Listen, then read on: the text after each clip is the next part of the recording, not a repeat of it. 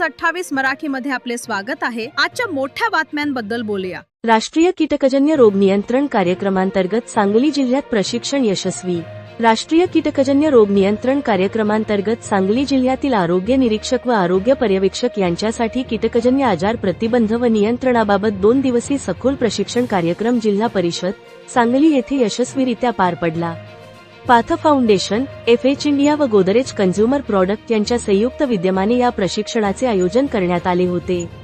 Path फाउंडेशनचे doctor Sachin Dhande यांनी या प्रशिक्षणात मलेरिया, डेंग्यू, चिकनगुनिया, हत्ती रोग, फायलेरियासिस, जपानी मेंदूज्वर यांसारख्या कीटकजन्य आजारांची लक्षणे, प्रसाराची साखळी, वेळीच निदान, प्रतिबंधात्मक उपाययोजना तसेच साथीच्या आजारांच्या काळात घ्यावयाची दक्षता याबाबत सविस्तर मार्गदर्शन करण्यात केले। कीटक सर्वेक्षण पद्धती, अळी शोध व नष्ट करण्याच्या आधुनिक तंत्रज्ञानाचा वापर, फॉगिंग, कीटकनाशकांचा सुरक्षित व प्रभावी वापर यावर विशेष भर देण्यात आला। कार्यक्रमात कोल्हापूर विभागाचे सहाय्यक संचालक आरोग्य डॉक्टर संजय रणवीर यांनी कीटकजन्य आजार नियंत्रणात क्षेत्रीय आरोग्य कर्मचाऱ्यांची भूमिका अत्यंत महत्त्वाची असून सातत्यपूर्ण सर्वेक्षण व जनसहभागातूनच यश मिळू शकते, असे प्रतिपादन केले।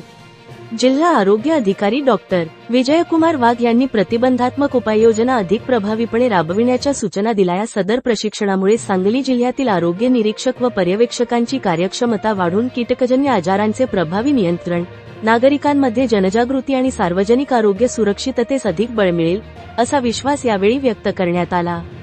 प्रशिक्षणाला सांगली जिल्ह्यातील आरोग्य विभागातील अधिकारी व कर्मचारी मोठ्या संख्येने उपस्थित होते। सांगली जिल्हा संवाददाता अंकुश तानाजी सुर्वेची रिपोर्ट।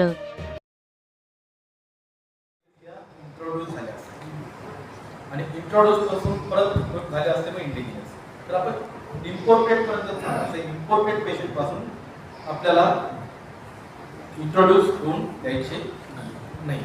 त्याच्यासाठीच आपल्या ऍक्टिव्हिटीज कोणत्या करतात की पेशंट डायग्नोज झाल्यावरती आपण लगेच त्यांच्या घरी व्हिजिट करतो, घरामध्ये कॉन्टॅक्ट सर्वे करतो।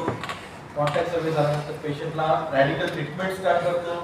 रॅडिकल ट्रीटमेंट स्टार्ट केल्यानंतर आपले एंटोमॉलॉजिस्ट IC जातात, ते तिथे सर्वे करतात की डास आहेत का, त्याची उत्पत्ती स्थानी काय आहे।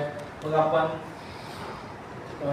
IRS वगैरे ऍक्टिव्हिटी करतो, टेक्निकल ऍक्टिव्हिटी वगैरे करतो। ह्या सगळ्या ऍक्टिव्हिटी का तर डास कंट्रोल करण्यासाठी आणि अर्ली ट्रीटमेंट स्टार्ट करून त्यांना बॉडीतून लहानपणीतून काढण्यासाठी। एक मलेरिया रुग्ण असेल, डास खूप असतील, अनेक डास संक्रमित होतील, ते अनेक लोकांना चावतील आणि अनेक लोकांना इन्फेक्शन होऊ शकते।